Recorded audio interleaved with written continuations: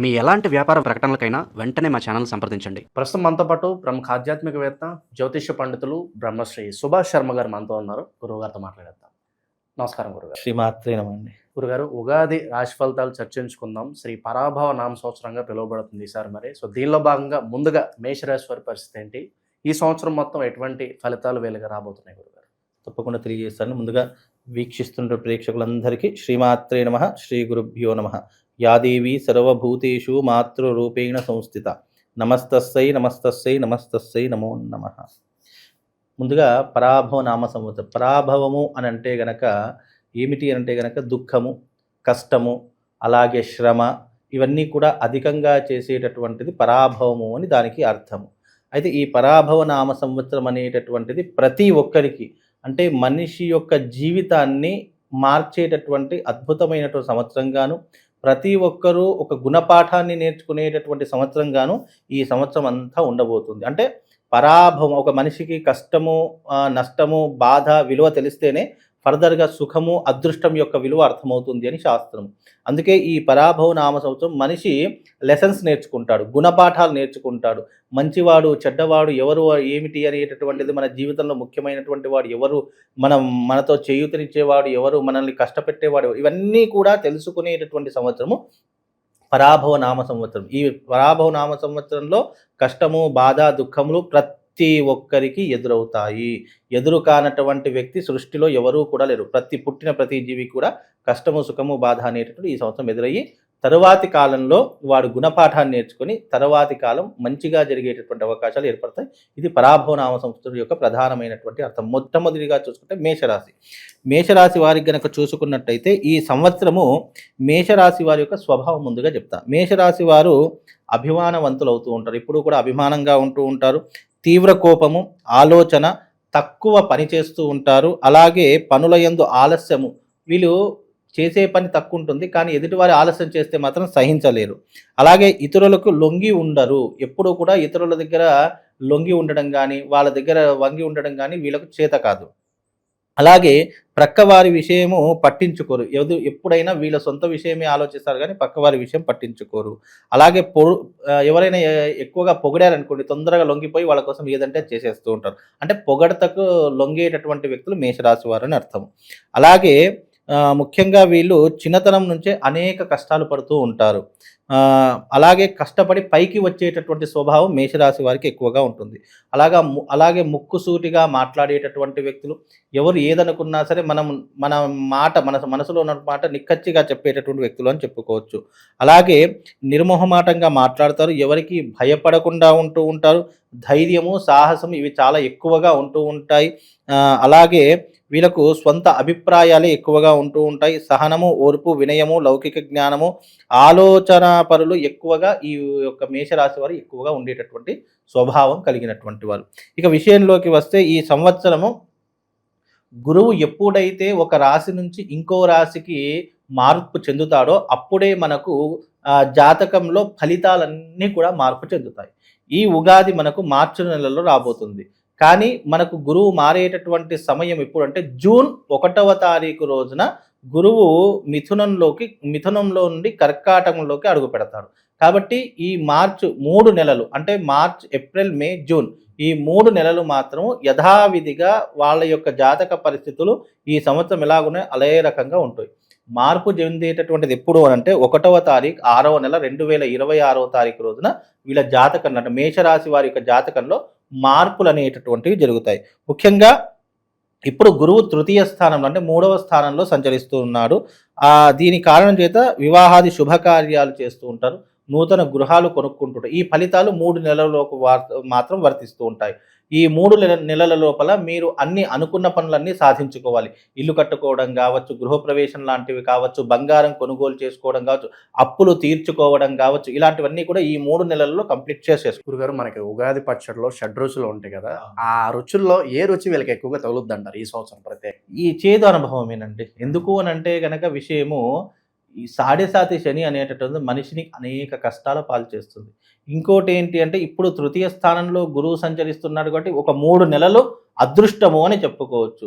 ఇక ఉగాది దాటిందా 4వ ఇంటిలోకి గురువు అడుగు పెడతాడు. అలాగే సాడేసాతి శని ప్రారంభమవుతుంది. ఈ రెండో కారణాల చేత డబ్బు, వ్యామోహము, విచ్చలవిడితనము ఇవన్నీ విపరీతంగా పెరిగిపోతాయి. ఇంట్లో గొడవలు పెరిగిపోతాయి. ఆర్థికపరమైన నష్టం పెరిగిపోతూ ఉంటుంది. ఎప్పుడూ కూడా మంచి జరుగుతుంది అనుకున్న సమయానికి చెడు జరగడము, ఇంట్లో కష్టాలు మొదలవ్వడము, భార్యాభర్తల మధ్య వియోగం మొదలవడం ఇవన్నీ కూడా ప్రారంభమవుతూ ఉంటాయి. ఓపిక నశిస్తూ ఉంటుంది, సహనం నశిస్తూ ఉంటుంది. అరే ఇన్ని రోజులు బాగున్నాం కదా అనుకున్న లైఫ్ ఒక్కసారిగా చేంజ్ అయిపోయేటటువంటి లక్షణాలు ఈ యొక్క మేషరాశి వారికి ఏర్పడతాయి. అంటే చాలామంది ఏమనుకుంటారంటే ఈ రాశుల ప్రభావం వల్ల ఇవన్నీ జరుగుతాయా అని అంటే 7.5 సంవత్సరాల పాటు మీకు 7.5 శని ఉంది. ఈ 7.5 సంవత్సరాలలో ఏమవుతుందో అనేటటువంటిది ఎవ్వరూ గ్రహించలేరు, ఎవ్వరూ కూడా ఆపలేరు. అది కాలానుగుణంగా నేచర్ అనేటటువంటి నీ కర్మను అనుసరించి అది నిన్ను పట్టుకుంటుంది. ఏ రకంగానైతే ఉదాహరణకు ఒక చిన్న విషయము, ఒక ఆవులను ఒక మందలను వదిలేసామనుకోండి, పిల్లలను ఆవులను వేరు చేశాము. మళ్ళీ ఆ పిల్లలను వదిలేస్తే ఆ పిల్ల ఎలాగైతే తల్లిని చేరుకుంటుందో, తన ఆవుని చేరుకుంటుందో, అలాగే కర్మ ఫలితం అనేటటువంటిది తప్పకుండా నిన్ను చేరుకునే ఉంటుంది. కర్మకు కారకుడు ఎవరు అంటే జాతకంలో శని అవుతాడు. కాబట్టి ఈ కర్మనైతే మేషరాశి వారు అనుభవించవలసిందే. పుణ్యము చేసిన వాడికి కర్మ ఫలితం తగ్గుతుంది, కానీ కర్మ అనుభవిస్తాడు. పాపకర్మ చేసిన వాటికి తప్పకుండా కర్మను అనుభవిస్తూ అది ఏ రకమైనటువంటి దారి తీస్తుందో అనేటటువంటిది చెప్పలేము. వీళ్ళ ఆదాయ వ్యయాలు అవి ఎలా ఉన్నాయి గురుగారు? ముఖ్యంగా ఈ యొక్క మేషరాశి వారి యొక్క ఆదాయం 11, వ్యయము అంటే ఖర్చు వచ్చేసేసి 5% ఉంది. అంటే ఆదాయం ఎక్కువగా ఉంది, ఖర్చు తక్కువగా ఉంది. కాబట్టి ఈ రాబోయేటటువంటి సంవత్సరం కూడా ఆదాయం ఎక్కువగానే ఉంటూ ఉంటుంది. అయితే ముఖ్యంగా వీళ్ళు అన్ని విషయాల్లో ఓర్పు సహనంతోనే ఉంటుంటారు ప్రస్తుత కాలంలో. తరువాతి కాలంలో అన్నీ కూడా అనుకున్న పనులు సాధించడానికి ప్రణాళికలు చేసుకుంటూ ఉంటారు. ముఖ్యంగా వీళ్ళు అభివృద్ధి వైపు అడుగు పెడుతూ ఉంటారు. ముఖ్యంగా బ్యాంకు రుణాలు వచ్చుట వల్ల పిల్లల విషయంలో శ్రద్ధ వహించుట, అలాగే సహోదరుల వర్గానికి వాళ్ళు ఎంతో కొంత మేలు చేయుట, అంటే కుటుంబంలో ఉన్నటువంటి సాన్నిహితులకు మేలు చేసేటటువంటి అవకాశము ఈ యొక్క మేషరాశి వారికి ఎక్కువగా ఉంటూ ఉంటుంది. మరి ముఖ్యంగా ఏమిటి అంటే గనక ఇంజనీరింగ్ కానీ, మెడిసిన్ కానీ వారికి ఆశించినటువంటి ర్యాంకులు రాకపోవచ్చు. కాబట్టి దానికి పెద్ద నిరాశ నిస్పృహలు చెందాల్సిన పని ఏమీ లేదు. అలాగే వీళ్ళకు ముఖ్యంగా ఉద్యోగంలందు లాభములు మాత్రం చేకూరుతూ ఉంటాయి. అలాగే వీళ్ళకు ప్రభుత్వ పనుల యందు సంప్రదింపులు చేయుట, అనుకున్న పనులు సకాలంలో పూర్తి చేస్తూ ఉంటారు.